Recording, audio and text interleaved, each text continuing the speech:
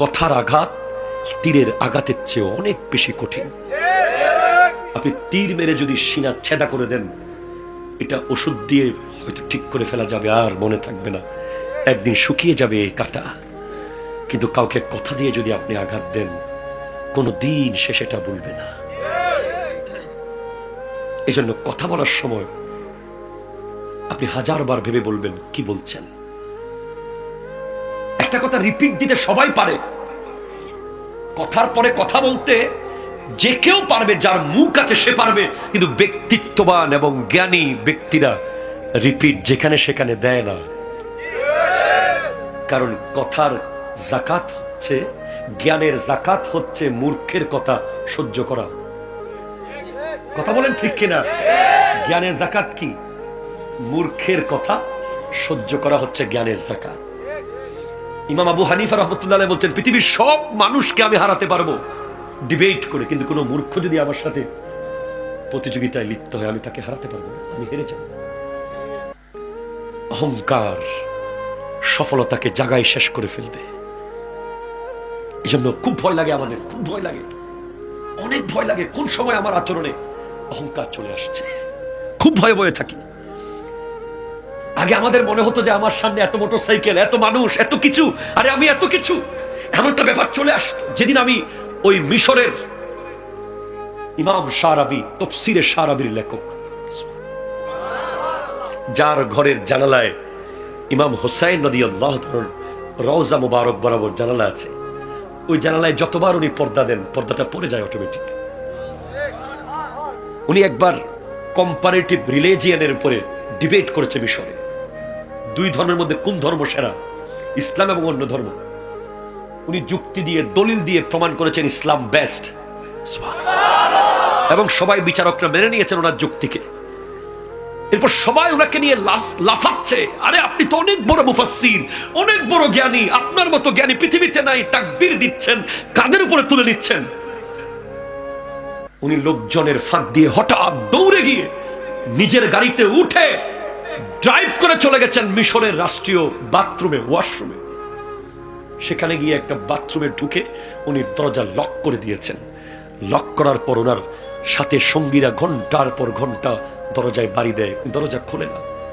অনেকক্ষণ পরে দরজা খুলে দেখে শেখ শারাবি কমেট, বাথরুমের কমেট নিজের হাতে ধুচ্ছেন, ধৌত করছেন আর কান্না করছেন। বলছেন, হুজুর আপনি এত বড় আলেম, এত বড় মুফাসসির, এত বড় মুহাদ্দিস হয়ে আপনি কমেট পরিষ্কার করছেন কেন? বলে আমার ভিতরে শয়তান ডিস্টার্ব করছে। তোমরা যখন আমাকে নিয়ে উপরে তুলে, মাথার উপরে তুলে যখন দুনিয়াতে আমাকে নিয়ে স্লোগান দিচ্ছিলে, তখন শয়তান আমাকে বলছিল, শারাবি তুই অনেক বড় কিছু হয়ে গেছিস, তুমি অনেক বড় কিছু হয়ে গেছো। আমি শয়তানকে বুঝাচ্ছি, না আমি কিচ্ছু হই নাই, আমি বাথরুমের কমেট পরিষ্কার করার যোগ্যতা রাখি, এর বেশি কোনো যোগ্যতা আমি রাখি না। এটা বলে বলে আমি আমার অহংকারকে মেরে ফেলেছি, আমি আমার শয়তানকে মেরে ফেলেছি।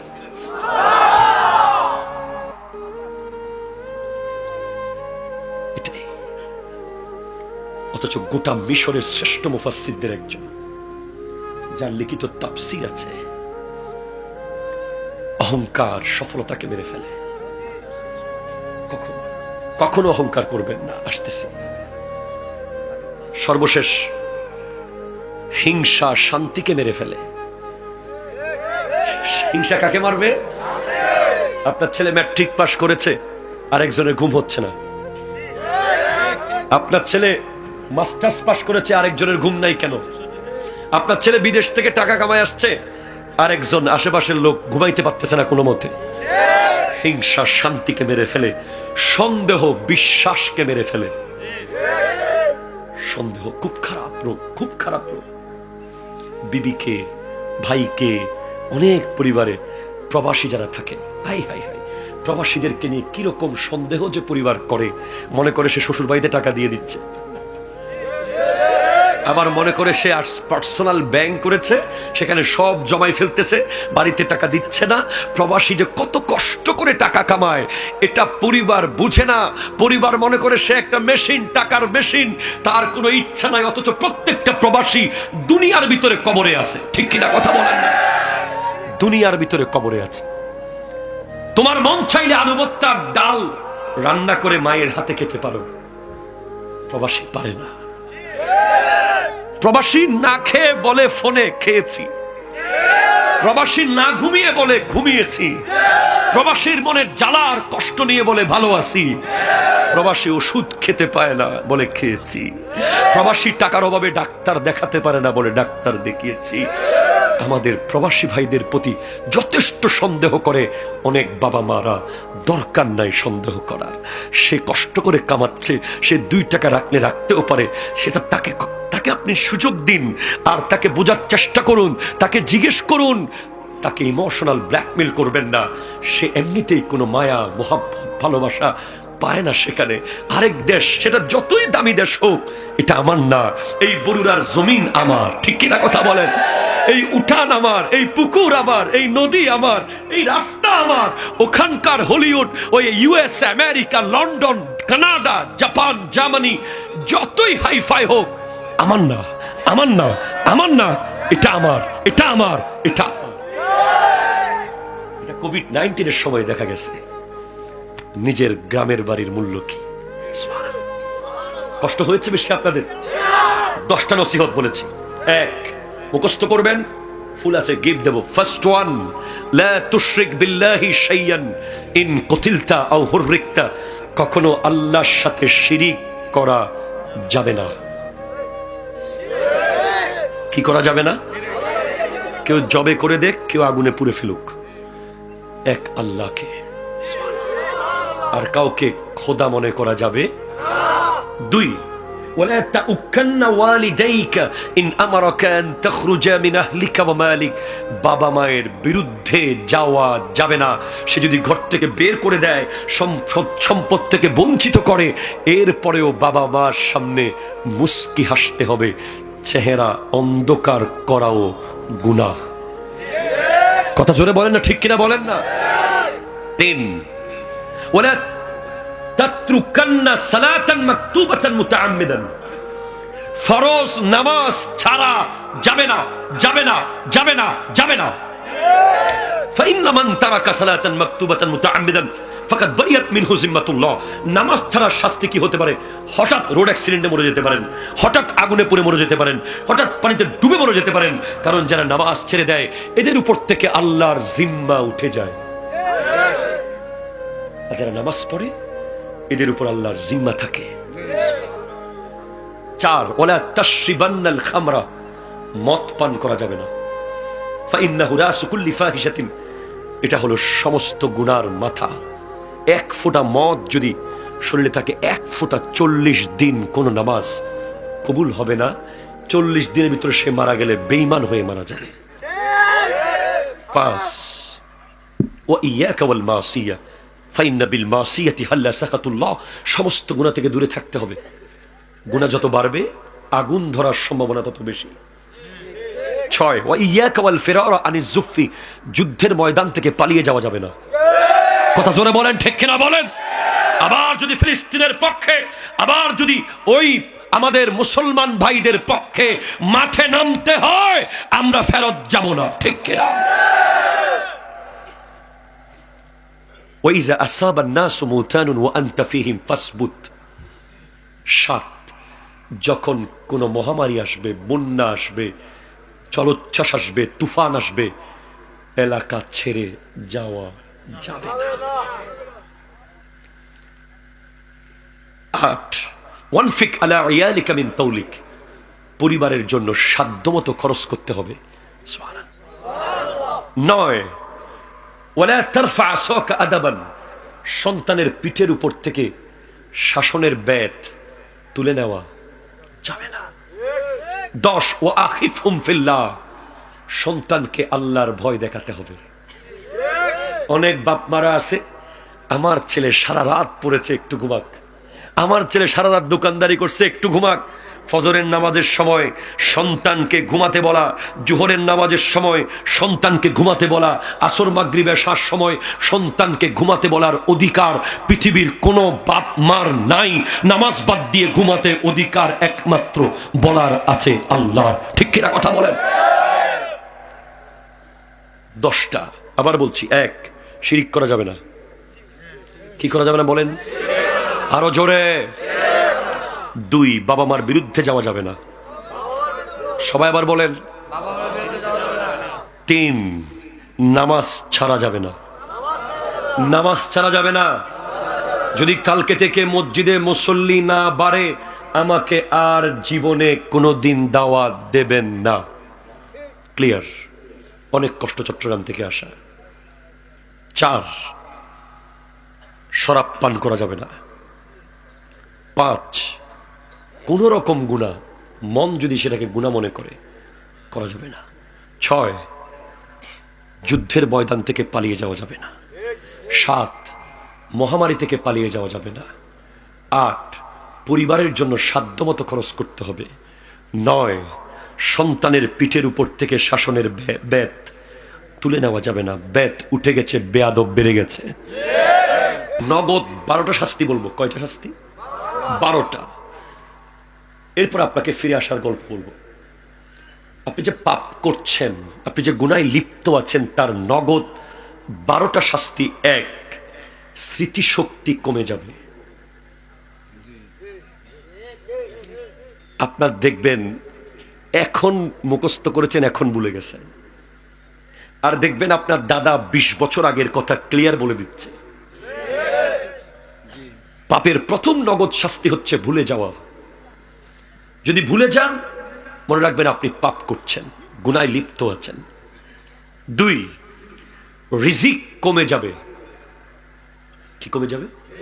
রিজিক কমে যাবে। 3, চেহারার লাবণ্যতা কমে যাবে। আপনার চেহারার অ্যাট্রাকশন চলে যাবে, আকর্ষণ চলে যাবে।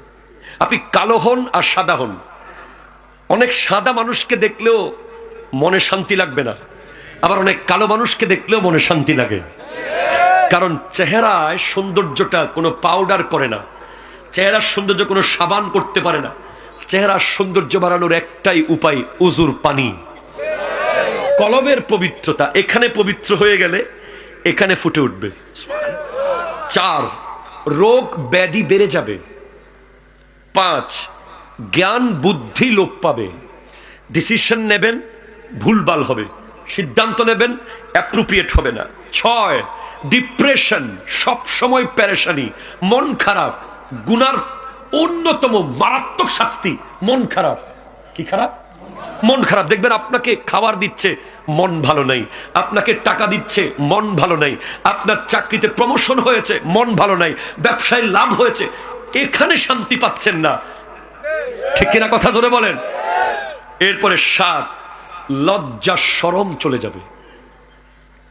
যত গুনাহ করবেন তত লজ্জার পর্দা উঠে যাবে।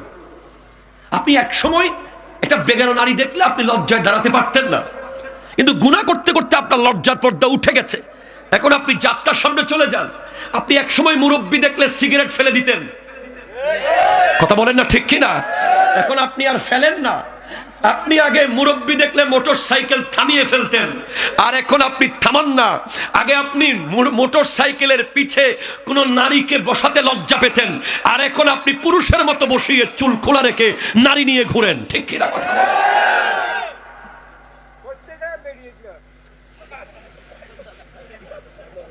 আগে আপনি আপনার বউকে, আপনার ভাইকে দেখাতে লজ্জা পেতেন, এখন আপনি আপনার বিবিকে ফেসবুকে দিয়ে দেন। কথা বলেন না ঠিক কিনা? বলেন না। আমি একেবারে অ্যাপ্রোপ্রিয়েট জায়গায় যেতে চাচ্ছি। আপনি নিজেকে স্মার্ট প্রমাণ করতে গিয়ে বিবিকে দুনিয়ার সামনে প্রকাশ করে দিয়েছেন। আপনি ফেসবুকে আপনার বিবির ছবি দিয়ে কি বুঝিয়েছেন? আপনি বুঝিয়ে দিয়েছেন আপনি পৃথিবীর বিখ্যাত নির্লজ্জ। কথা জোরে বলেন ঠিক কিনা? কারণ পৃথিবীর লজ্জাশীল মানুষরা কোনোদিন বিবিকে দুনিয়ার সামনে প্রকাশ হতে দেয় নাই, দেয় নাই, দেয় নাই, দেয় নাই। আপনি আমাকে দাওয়াত দিয়েন না আগামীবার। আমার কথা খুব ক্লিয়ার। আপনার বিবির ছবি যখন ফেসবুকে গেছে, তখনই আপনার ভবিষ্যৎ প্রজন্মকে গলা টিপে মেরে ফেলেছেন আপনি। একটা কদু গাছ, একটা লাউ গাছ, একটা পরুল গাছ, একটা করলা গাছ, চিকন একটা সুতার মতো একটা গাছ, সেই দিকে যদি 2 বার বদ নজরে তাকায়, তৃতীয়বারে সেটা মরে পড়ে যায়, আর আপনার বিবির পেট যখন দুনিয়ার বেগানারা দেখে, সেখান থেকে কোত্থেকে আব্দুল কাদের জিলানী আসবে? সেখান থেকে মসজিদের খতিব কিভাবে আসবে? আপনি আমার ওয়াজে শুনেছেন কিনা আমি জানি না, এখানে মা বোনেরা আছে এলাকায়, তারা শুনতেছে। একটা এলাকায় কয় মিনিট থাকলে ওই এলাকার নারীদের খবর জানা যাবে? বর্তমানে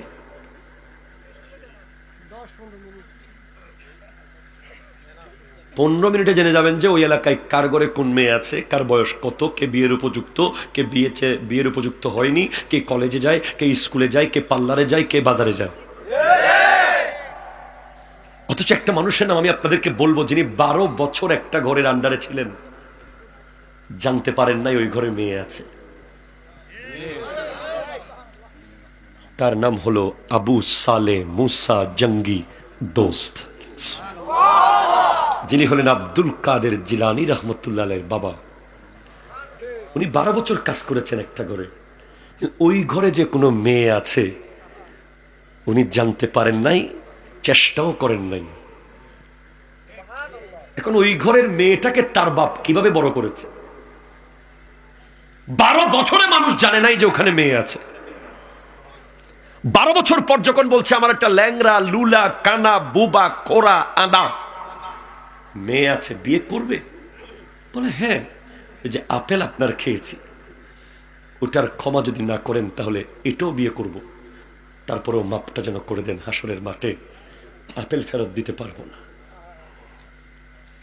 বাসর ঘরে ঢুকে দেখে বিয়ে হয়ে গেছে, সুন্দর আকাশের চাঁদের মতো একটা নারী বসা। ইউটার্ন নিয়ে বলে না, এটা তো আমার বিবি না। বলে না রে জামাই, এটা তোমারই বিবি। তা আপনি যে বললেন সে অন্ধ, হ্যাঁ সে অন্ধ, সে কোনো বেগানাকে দেখে নাই। আপনি যে বললেন সে ল্যাংরা, হ্যাঁ সে ল্যাংরা, সে পায়ে কোনোদিন বেগানার দিকে হেঁটে যায় নাই। সে বধির, হ্যাঁ সে বধির, সে কোনো বেগানার আওয়াজ কোনোদিন কানে শুনে নাই। সেই পেট থেকে যিনি বের হয়েছেন তিনি হলেন গোটা বিশ্বের ওলিকুলের সম্রাট শেখ সুলতান সৈয়দ আব্দুল কাদের জিলানী রহমতুল্লাহ আলাইহি। আমি আপনাকে বলে শেষ করতে পারবো না। হায়া, লজ্জা, লজ্জা যার চলে গেছে, ঈমানও চলে গেছে। লজ্জা অনেক দামি জিনিস ভাই, অনেক দামি জিনিস। যার লজ্জা নাই তার বাপ মা তার উপর অসন্তুষ্ট, তার শিক্ষক তার উপর অসন্তুষ্ট, তার এলাকার মুরব্বী তার উপর অসন্তুষ্ট, আর যার লজ্জা আছে তার উপর গোটা দুনিয়া সন্তুষ্ট। আমি আপনাকে একটা কথা বলি, আমি এখান থেকে বাকি 6টা আবার বলবো, তোমরা ভালো করে এগুলো দেখাবে। আমাদের সাথে আছে Islamic recording, one of the very fabulous channel আছে আমাদের সাথে। আপনি কি করছেন? আপনাদের কষ্ট হচ্ছে না তো? আমি কোনো সুরে টুরে ওয়াজ করতে পারি না, এমনিতেই কিছু মনে করছেন না তো? আমি জাস্ট ক্লাসের মতো কথা বলছি। আপনি কি করছেন, আপনারা কি করছেন? প্রত্যেকটা ব্যক্তির কার্যক্রম এলাকার সমস্ত চোখগুলো নিয়মিত ভিডিও করছে। কালকে আপনি মসজিদের সভাপতি হয়ে যেতে পারেন, পরশু আপনি এলাকার চেয়ারম্যান হয়ে যেতে পারেন। আল্লাহ যদি চাওয়ালাকে প্রধানমন্ত্রী বানাতে পারে, কথা বলেন ঠিক কিনা বলেন না? চাওয়ালা যদি প্রধানমন্ত্রী হতে পারে, আপনি তো অনেক যোগ্য, ঠিক কিনা কথা বলেন না?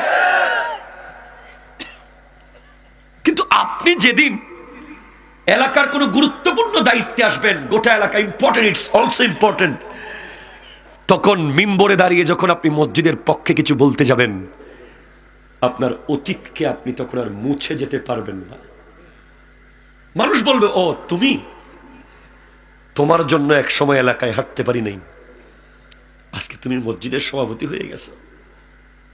তোমার সিগারেটের ধোঁয়ার কারণে চার দোকানে বসতে পারি নাই, তোমার গীবতের কারণে এলাকায় থাকতে পারি নাই, তোমার জুলুমের কারণে এলাকায় হাঁটতে পারি নাই, তুমি আবার সভাপতি। মুখে না বলুক, মনে মনে বলবে।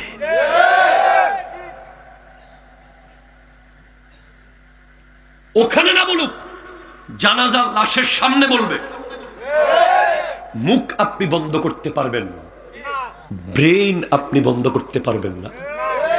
হয়তো লাশের সামনে লজ্জায় বলবে না, আরে ছেলেটা চলছিল ইহুদিদের মতো, ছেলেটা চলাফেরা ছিল খ্রিস্টানদের মতো, সারাক্ষণ বেগানার সাথে কথা বলতো, মসজিদে জীবনে দেখি নাই। জুমার নামাজে আসলে মনে হয় জেলখানায় আসছে, 2 রাকাত সালাম ফিরলে এমন দৌড় মারে মনে হয় জেল থেকে ছাড়া পাইছে। এই প্রত্যেকটা কথা কিন্তু জানাজা লাশের সামনে মানুষের ব্রেইনে ঘুরতে থাকবে। আরেকটা ছেলে আছে এখানে এই এলাকায়, যে মাথায় টুপি দেয়, সুন্নতি দাড়ি রেখেছে, রসুলের পাকের সুন্নতের চুল রেখেছে, সারাক্ষণ ইসলাম ইসলাম করে, নবী নবী করে, মাহফিল মাহফিল করে। তার তেমন কোনো স্মার্ট বন্ধু বান্ধব নাই, সে কোনো হাইফাই পরিবারের ছেলেরা, সবাই তারে কয় বেশি হুজুরগিরি দেখায়, বেশি হুজুরগিরি দেখায়। আর সে যখন মারা যাবে, মসজিদটা আজকে থেকে খালি হয়ে যাবে। ছেলেটা সবসময় আমাদেরকে মসজিদে ডাকতো, বুঝি নাই তার কথা কোনোদিন। হ্যাঁ, সেটাই সেটাই হবে। আমার নবী 40 বছর বয়স হলেই ওনার উপর কোরআন আসবে। উনি নবী নবী নবী, উনি দুনিয়াতে আসার আগেও নবী, উনি রূহ জগতেও নবী, এটা উনি জানেন। এরপরেও উনি শিশুকালে, যৌবনকালে, কৈশোরে 39 বছর পর্যন্ত এমন ভাবে জীবন যাপন করেছেন, পৃথিবীর কোন মনীষী, কোন কেউ 1 লাইন 30 সেকেন্ডের জন্য ভুল আমার নবীর জীবনে ধরতে পারে নাই। আমার নবী প্রমাণ করেছেন, আল্লাহ তুমি নবুয়ত প্রকাশ করার আগেই আমি শিশুকালে প্রমাণ করেছি আমি নবী, যৌবনকালে প্রমাণ করেছি আমি নবী, কৈশোরে প্রমাণ করেছি আমি নবী। কেন এত কষ্ট করতে হয়েছে? কারণ কেউ যদি বলে তুমি শিশুকালে তো এরকম মাঠে খেলতে, তুমি কিভাবে নবী?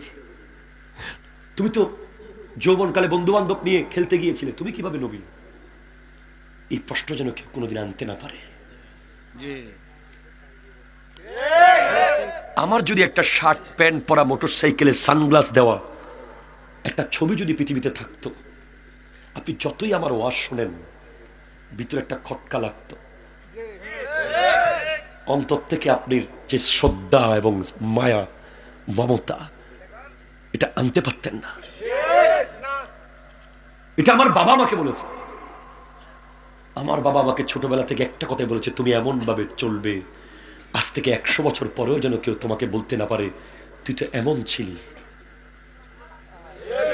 আমি চট্টগ্রাম বিশ্ববিদ্যালয়ে জেনারেল হিস্ট্রি থেকে অনার্স মাস্টার্স করেছি। আমার সব বন্ধুরা শার্ট প্যান্ট পরেছে, মাদ্রাসা ব্যাকগ্রাউন্ডের থাকলেও শার্ট প্যান্ট পরেছে।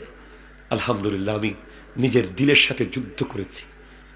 আমি একদিনের জন্য শার্ট প্যান্ট পরি নাই বিশ্ববিদ্যালয়ে, কারণ আমি ভয় পেতাম যদি আমি একদিন দিনের দায়ী হই, কিছু হই, তখন যদি মানুষ আমাকে গ্রহণ না করে। এজন্য আমাদের স্লিপ অফ টাং হয়, আমাদের কথাবার্তার মধ্যে অনেক সময় আপনাদের অবাক লাগবে, এটা কি বলছে হুজুর, এটা ভিন্ন বিষয়।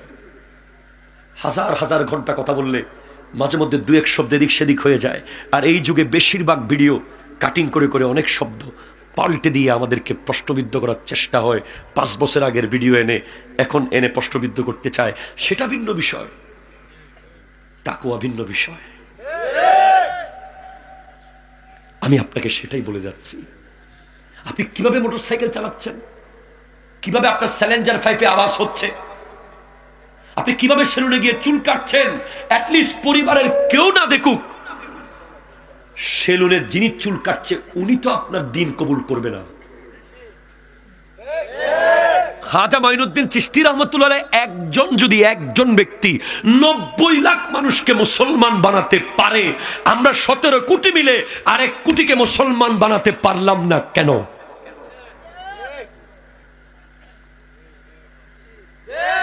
কথা বলেন না রে ভাই, কেমনে পারবো? আপনি আপনার ভাইকে জাগার জন্য বাড়ি থেকে বের করে দিয়েছেন, কি আসলে করে দিছে নাকি? দরুদ শরীফ, আল্লাহুম্মা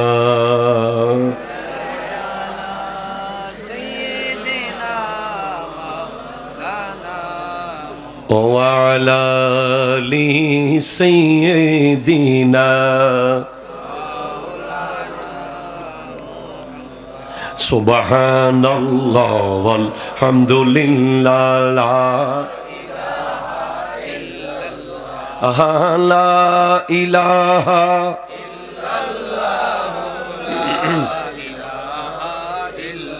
সোনার মদিনা আমার প্রাণের মদিনা, সোনার মদিনা আমার সবই ভুলিব কিন্তু তোমায় ভুলিনি, ভুলতে পারি না, ভুলিনি, আর সবই ভুলিব কিন্তু তোমায় আর সম আল্লাহর চেয়ে দামি তুমি হও, খোদার সৃষ্টিতে তুমি শ্রেষ্ঠ ভূমি হও, আর সম আল্লাহর চেয়ে দামি তুমি হও, খোদার সৃষ্টিতে তুমি শ্রেষ্ঠ ভূমি হও, তোমার বুকে শুয়ে আছে শাহে মদিনা, তোমার না সবই ভুলিব কিন্তু তোমায় তোমার বুকে আমার নবীর কদম পড়েছে, তোমার বুকে জিবরিল আমিন সদা এসেছে, তোমার বুকে আমার নবীর কদম পড়েছে, তোমার বুকে জিবরিল আমিন সদা এসেছে, অদম বলে কেমন করে যাব মদিনা, অদম বলে কেমন করে যাব মদিনা, সবই ভুলিব কিন্তু তোমায় ভুলতে পারি না। চিৎকার দিয়ে বলেন না সুবহানাল্লাহ, জোরে বলেন।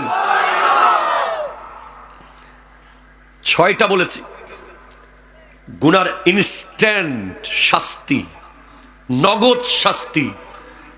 7টা বলেছি। 8 নেক কাজে অনীহা, ভালো কাজে যখন আপনার অনীহা লাগবে, নামাজ যখন অনীহা লাগবে, কোরআন তিলাওয়াত করতে অনীহা লাগবে, সমাজের খিদমত করতে অনীহা লাগবে, দান সাদাকায় অনীহা লাগবে, আলসেমি লাগবে, ইচ্ছে করবে না, বুঝবেন এটা অলসতা না, এটা গুনার নগদ শাস্তি। এরপরে শরীরের দুর্বলতা, খুব কম সময়ে দুর্বল হয়ে যাবেন। এরপরে মানসিক শান্তি নষ্ট হয়ে যাবে, ঠিক কিনা কথা জোরে বলেন। এরপরে মানুষের অন্তরে আপনার যে ব্যক্তি গুনায় লিপ্ত থাকবে তার জন্য মানুষের অন্তরে ঘৃণা জন্ম